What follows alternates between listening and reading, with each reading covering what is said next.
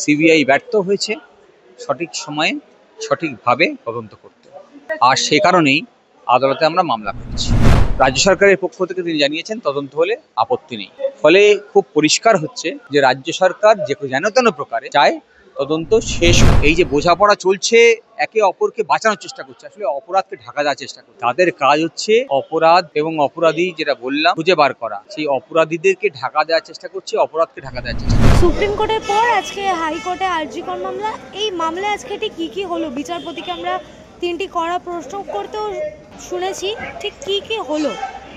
দীর্ঘদিন পেরিয়ে গেছে এবং দীর্ঘসূত্রতার কারণে সন্দীপ ঘোষ বা টালা থানা ওসি তারা ডিফল্ট বেলে জামিনে মুক্ত হয়েছে। ফলে প্রথমেই বলে রাখি, সিবিআই ব্যর্থ হয়েছে সঠিক সময়ে সঠিকভাবে তদন্ত করতে, আর সে কারণেই আদালতে আমরা মামলা করেছি। একটা লিগ্যাল কমপ্লিকেশনস ছিল যে আদালত এই মামলা শুনতে পারে কিনা, যখন সুপ্রিম কোর্ট মামলা চলছে। সুপ্রিম কোর্ট ক্লারিফাই করে দিয়েছে, আদালত আজ মামলা শুনেছে। যেহেতু এই অপরাধ আর অপরাধীকে জোড়ার কাজই হচ্ছে তদন্তকারী সংস্থার, এবং তারা ব্যর্থ হয়েছে এই অপরাধ আর অপরাধীদেরকে জুড়তে, এবং একটা পার্সিয়াল চার্জশিটের ভিত্তি করে একজনকে কনভিক্ট করেছে এখনো পর্যন্ত। তাই তদন্ত সঠিকভাবে আগাচ্ছে না। আদালত তাই সঙ্গত কারণেই প্রশ্ন করেছে, যে অভিযোগ উঠেছে গণধর্ষণ, খুন, সেইখানে যা যা প্রবাবিলিটিস আছে সেগুলো আপনারা এক্সপ্লোর করেছেন কিনা। তাতেই বোঝা যাবে যে তদন্ত সঠিকভাবে আগাচ্ছে। সেই জন্যই রিপোর্ট চেয়ে পাঠিয়েছে এবং কেস ডায়েরিও চেয়ে পাঠিয়েছে। আগামী 28 তারিখ মামলা পুনরায় শুনানি। রীতিমতো কল্যাণ বন্দ্যোপাধ্যায়কে আমরা বলতে শুনলাম যে সেটেলমেন্ট যখন হয়ে গেছে তাহলে অভয় মা বাবা হাইকোর্টে কেন এসছেন? তারা তো স্পেশাল কোর্টে যেতে পারতেন। আমি যদি সঠিকভাবে বুঝে থাকি, রাজ্য সরকারের আইনজীবী বলেছেন যে যেহেতু চার্জশিটের ভিত্তিতে একজন কনভিক্ট হয়ে গেছে, তার এগেন্সে অ্যাপিল চলছে, ফলে আর তদন্ত করা যায় না।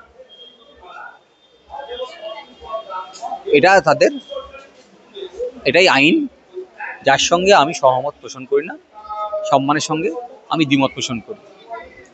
আর একই সঙ্গে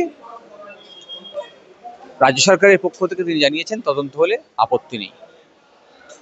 ফলে খুব পরিষ্কার হচ্ছে যে রাজ্য সরকার যেন তেন প্রকারে চায় তদন্ত শেষ হোক। শেষ হোক মানে হচ্ছে যে আমরা চাইছি বিচার হোক, আর ওরা চাইছে শেষ হোক। দ্রুততার সঙ্গে শেষ হলে যদি অপরাধীরা ছাড়া পেয়ে যায়, তাহলে বিচার প্রক্রিয়ার উপরে, বিচার ব্যবস্থার উপরে মানুষ আস্থা হারাবে। এই ধরনের ঘটনা, যে ঘটনায় পশ্চিমবঙ্গ তথা সারা বিশ্ব নড়ে উঠেছে, সারা বিশ্বের মানুষ রাস্তায় নেমেছে, সেখানে মানুষ বিচার চায়।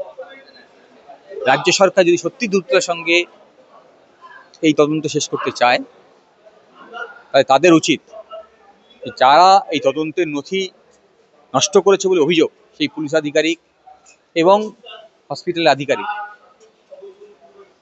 তাদের তালিকা তৈরি করে সিবিআই হাতে তুলে দিক, তদন্তে সহযোগিতা করুক, তাহলেই দ্রুত নিষ্পত্তি সম্ভব। আজকে আমরা শুনানিতে আমরা দেখতে পেলাম বিচারপতি সরাসরি প্রশ্ন করলেন, এটা ধর্ষণ না গণধর্ষণ? ঠিকই তো, অভিযোগ উঠেছে গণধর্ষণ না গণধর্ষণ সে কথা বলেননি। গণধর্ষণের যে অভিযোগ উঠেছে, সেই অভিযোগটাকে তদন্ত করার সময় আপনারা সমস্ত পসিবিলিটিসগুলো এক্সপ্লোর করেছেন কিনা, হ্যাঁ, সেটা হচ্ছে বিচারপতির প্রশ্ন। যেটা আমরা দেখতে পাচ্ছি, এই যে এতদিন হয়ে গেল, 7 মাস প্রায় হয়ে গেছে, এখনো পর্যন্ত এই যে সিবিআই সাপ্লিমেন্টারি চার্জশিট দিচ্ছেন না। আজকে এটা নিয়ে এক সিজিও কমপ্লেক্স অভিযানও হয়েছে। সিবিআই সমস্যা কোথায়, কি বলছেন? সিবিআই তো কিছুদিন আগে দেখলাম যে অভিষেক ব্যানার্জির এগেনস্টে চার্জশিট দিতে গিয়ে কে অভিষেক ব্যানার্জি তার উল্লেখ করার ক্ষমতা রাখেনি। ফলে বোঝাপড়াটা বুঝে নিন, সব মানুষ বুঝে গেছে, আমাদের কাছে আলাদা করে প্রশ্ন করে তার দরকার নেই। হ্যাঁ, এই যে বোঝাপড়া চলছে, একে অপরকে বাঁচানোর চেষ্টা করছে, আসলে অপরাধকে ঢাকা দেওয়ার চেষ্টা করছে। তাদের কাজ হচ্ছে অপরাধ এবং অপরাধী যেটা বললাম খুঁজে বার করা, সেই অপরাধীদেরকে ঢাকা দেওয়ার চেষ্টা করছে, অপরাধকে ঢাকা দেওয়ার চেষ্টা করছে, ফলে দেরি হচ্ছে। এ তো সিবিআই এর এগেনস্টে বিভিন্ন তদন্ত নিয়ে আমাদের অভিযোগ আছে। সিবিআই আইনজীবী রাহুল দাস তিনি স্টেটমেন্ট দিয়েছেন আমাদের যে প্রমাণ ট্যাম্পার হয়েছে, ওই জন্য নাকি এতটা দেরি হচ্ছে বা এতটা সময় লাগবে বা তারা চার্জশিট দেন। যখনই একথা বলবে তখনই সিবিআই এর দায় যে কারা প্রমাণ লোপাট করেছে তাদেরকে খুঁজে বার করা। যারা প্রমাণ লোপাট করেছে, যে অভিযোগ উঠে আসছে কলকাতা পুলিশ বা হসপিটাল অথরিটির এগেনস্টে, তাদেরকে যদি আপনি ধরে নেন, তাদেরকে যদি আপনি কাস্টডিতে নেন, তাহলে তারাই তো বলে দেবে যে কারা লোপাট করতে বলেছিল। এই কারা লোপাট করতে বলেছিল যদি জানতে পারেন, তাহলে বুঝে যাবেন যে কারা অপরাধী।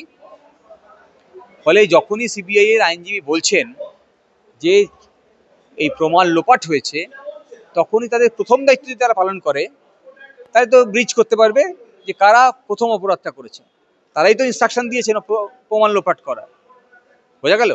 আচ্ছা, যিনি রেপ করে এসছেন, যিনি মার্ডার করে এসছেন, তিনি এসে বলবেন যে আমি এই অপরাধ করেছি? অভিযোগ তো পুলিশের এগেনস্টেই। তাই আমি তো সে কথাই বলছি যে পুলিশের সঙ্গে, কলকাতা পুলিশের সঙ্গে সিবিআই এ যে বোঝাপড়া হয়েছে, সেই বোঝাপড়ার কারণে অপরাধীদের ধরা পড়ছে না।